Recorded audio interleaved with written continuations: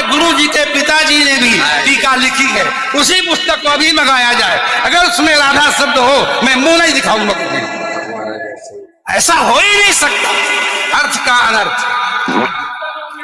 साथियों, संत रामपाल जी महाराज ने 2012 में पूरे विश्व को ज्ञान चर्चा के लिए आमंत्रित किया था, लेकिन कुछ संत महंत और पंडित संत रामपाल जी से ज्ञान चर्चा के लिए आए थे और वो न्यूत्र हो गए, और कुछ जो पंडित रह गए थे उन्हें देखकर वो छुपने लगे और वो कहने लगे कि संत रामपाल जी हमारा नाम लेकर फेमस होना चाहते हैं। लेकिन दोस्तों, बात कुछ ऐसी थी कि वो छुप रहे थे। दोस्तों, उस ज्ञान चर्चा का नतीजा आज हमारे सामने नजर आ रहा है, क्योंकि बात कुछ ऐसी है कि अभी महान कथावाचक अनिरुद्धाचार्य और कुछ महान पंडितों के बीच में अभी एक सभा का आयोजन हुआ, जिसके अंदर मुख्य बिंदु था ज्ञान चर्चा, वो भी एक राधा शब्द को लेकर कि राधा हमारे भगवत गीता या अन्य शास्त्रों में प्रमाण है कि इसका नाम जपना चाहिए या नहीं। लेकिन दोस्तों, एक पंडित जी ने अनिरुद्धाचार्य को ललकारा और कहा कि आप शास्त्रों को नहीं पढ़ रहे हैं और समाज में कुरीति फैला रहे हैं कि राधा का नाम जपो, हमारे शास्त्रों में राधा का नाम नहीं है। लेकिन कथावाचक अनिरुद्धाचार्य अपनी अटकलबाजी लगाते हैं, फिर भी पंडित जी उसके सामने ठोस प्रमाण देते हैं कि हमें शास्त्रों में दिखाओ, क्योंकि जब अनिरुद्धाचार्य अपने शास्त्रों के अंदर दिखा रहे थे कि यहाँ पे राधा का नाम लिखा हुआ है, तो वहां वो राधा नहीं, वो आधा लिखा हुआ था। पंडित जी ने पूरी दुनिया के सामने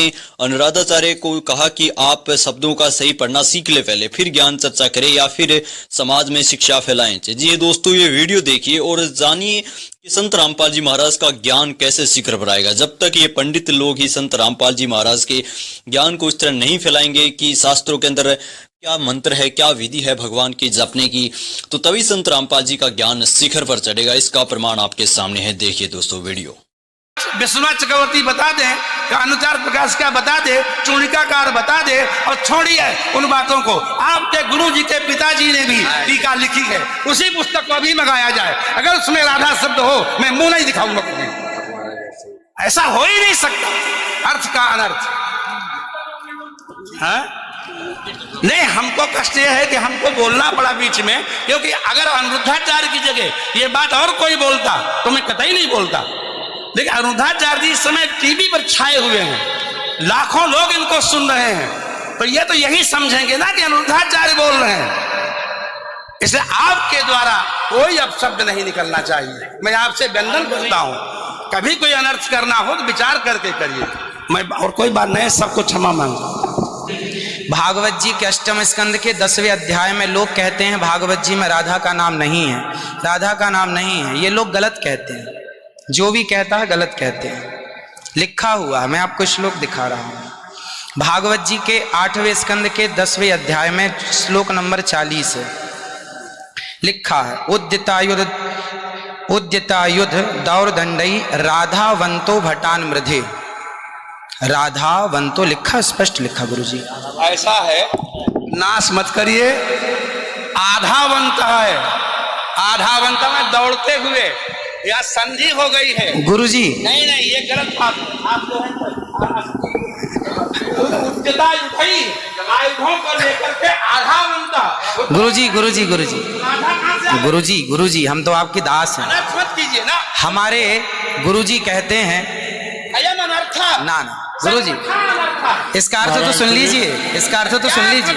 आप जब राधा बता रहे हो, सुनिए सुनिए गुरुजी, इसका अर्थ है राधावंतो भटान मृदेश का अर्थ गुरुजी ने बताया हमें। गुरुजी ने, हमारे गुरुजी, कोई गुरुजी नहीं बता सकता। हमारे गुरुजी कहते हैं बिल्कुल नहीं बता सकते, क्योंकि जब आप राधा बनाओगे तो सर्गे कहाँ जाएंगी गुरुजी? उदय ही गुरुजी, गुरुजी कहते हैं गुरु शब्द है। अब चलिए, भागवत जी में दूसरा है बधू। बधू प्रयोग हुआ है, बधू प्रयोग हुआ है। तो बधू का प्रयोग ये है कि वहां श्री राधा रानी का ही स्मरण है। नहीं, लोग कहते हैं राधा नहीं है, तो राधा जी का जिक्र तो कई जगह है। राधा पदवाच्य बधू, जिसका अर्थ संकेत अर्थ हो या लक्ष्यार्थ हो और व्यंग्यार्थ हो, इन तीनों अभिधावृत्तियों के द्वारा राधा शब्द एक भी जगह भागवत में नहीं है। इसलिए जहां बधू शब्द है वहां भी अर्थ राधा है। जहां बधू है, ऐसे पानी का अर्थ जल भी होता है। जहां राधा है, जहां बधू है वहां राधा है। ऐसे थोड़े होता है। जहां आप जैसे लोग देखिए, आप विश्व हमारे गुरुजी ने बताया, ये हमारी क्या ताकत की हम बताएं? शब्द ही अर्थानाम अभिव्यक्ति त्रिभिर्भवति। महाराज श्री अब इनकी बात सारा विश्व सुनता है।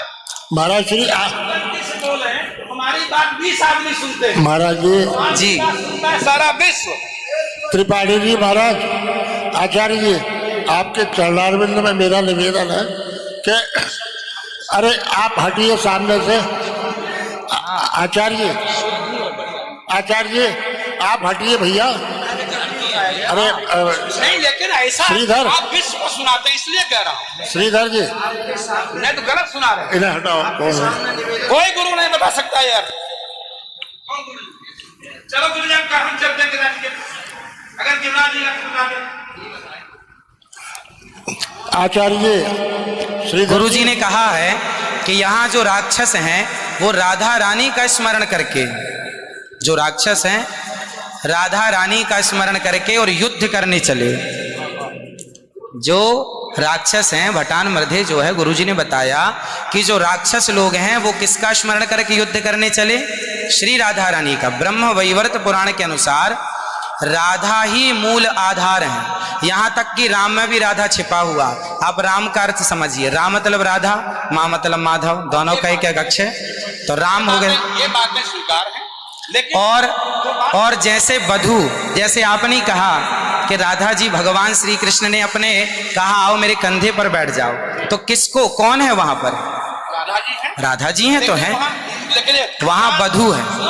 याम गोपी गोपी मैंने अब कृष्णा। तो श्री राधा जी जिस गोपी को कहने का तात्पर्य यह है कि भागवत जी में कहीं राधा का अभाव नहीं है। भागवत जी में वो कहीं भी शब्दानाम शब्दै ही अर्थानाम अभिव्यक्ति ही कई वृत्ति भवति। वृत्तयः कति संख्या का अविदावृत्त्या लक्षणावृत्त्या व्यंजनावृत्त्या शब्दानाम अर्थस्य अभिव्यक्तिर्भवति। अस्ति कश्चन विद्वान् वक्तुं शक्नोति। महाराज जी आप दोनों के पावन चरणारविंद में मैं हाथ जोड़ करके निवेदन करता हूँ, मेरी बात सुन लीजिए। नहीं, आप तो मेरी गुरुजन बात- है, गुरुजन है, मेरी- आप ही तो सिखाएंगे। मैं कह रहा हूँ अर्थ का अनर्थ क्यों सभा में करते हैं लोग? तुम पूरे विश्व को सुनाते हो। गुरुजी जो मेरे गुरुजी ने सिखाया वो मैं ये बोल रहा गुरु हूँ। सिखा ही नहीं सकते, आप अशुद्ध बोल रहे हैं बात। अभी श्री राधा और माधव जो राम नाम है, जो भागवत जी का अर्थ है। अब कोई पूछे कि राधा का अर्थ क्या है, तो राधा का अर्थ ही कृष्ण है, वो कृष्ण का अर्थ ही राधा है। तो राधा ही कृष्ण है और कृष्ण ही राधा है। कुल मिलाकर कहने का अर्थ ये है, गुरुजन ये कहते हैं कि प्रत्येक श्लोक कृष्ण है और प्रत्येक भागवत जी के 18,000 श्लोक, प्रत्येक श्लोक कृष्ण है और श्लोक का प्रत्येक अर्थ श्री राधा है। प्रत्येक श्लोक श्री कृष्ण है और श्लोक का प्रत्येक श्लोक का अर्थ श्री राधा है। देखिए तो ये सब भाव ही तो है, लेकिन राधा ना वो भाव सब नहीं, भाव है। वो शब्दार्थ। भाव का भूखा हूं मैं, भाव ही एक सार है, और भाव से भजले मुझे तो भव से बेड़ा पार है। सभी विद्वानों के चरणों में दास का बारंबार नमन। सबको जय श्रीमन नारायण, जय श्री कृष्ण। 2 मिनट कीर्तन कर ले। 1 मिनट रुको, मैं सबसे क्षमा मांगता हूँ। मेरा अनिरुद्धाचार्य के प्रति बड़ी श्रद्धा भाव है, बड़ा आदर है, लेकिन इनकी वाणी चूंकि पूरा विश्व सुन रहा है, ये चैनलों पर आते हैं।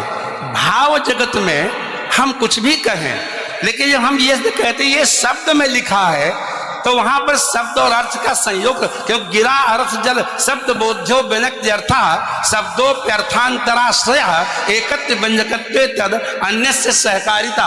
ऐसा हो ही नहीं सकता कि कोई अर्थ प्रकट हो और उसके मूल में शब्द न हो। वहां संधि है, मेरे आयुध ही आयुधों से युक्त होकर मेरे गदा तलवार तीर लेकर के वो राक्षस आधावन था दौड़े मारने के लिए। शुद्ध यही अर्थ है। किसी अभिधा से, किसी लक्षणा से, लक्षणा तब होती है जब मुख्यार्थ का बाद हो। मुख्यार्थ का बाद हो ही नहीं सकता। श्रीधर स्वामी बता दें, विश्वनाथ चक्रवर्ती बता दें, अनुचार प्रकाश का बता दे, चूड़िकाकार बता दे, और छोड़िए उन बातों को। आपके गुरु जी के पिताजी ने भी टीका लिखी है, उसी पुस्तक को अभी मंगाया जाए। अगर उसमें राधा शब्द हो, मैं मुंह नहीं दिखाऊंगा कभी। ऐसा हो ही नहीं सकता। अर्थ का अनर्थ। हाँ? नहीं, हमको कष्ट यह है कि हमको बोलना पड़ा बीच में, क्योंकि अगर अनिरुद्धाचार्य की जगह ये बात और कोई बोलता तो मैं कतई नहीं बोलता।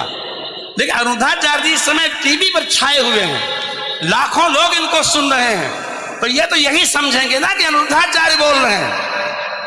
इसलिए आपके द्वारा कोई अपशब्द नहीं निकलना चाहिए। मैं आपसे वंदन करता हूं, कभी कोई अनर्थ करना हो तो विचार करके करिए। मैं और कोई बात नहीं, सबको क्षमा मांगता हूं।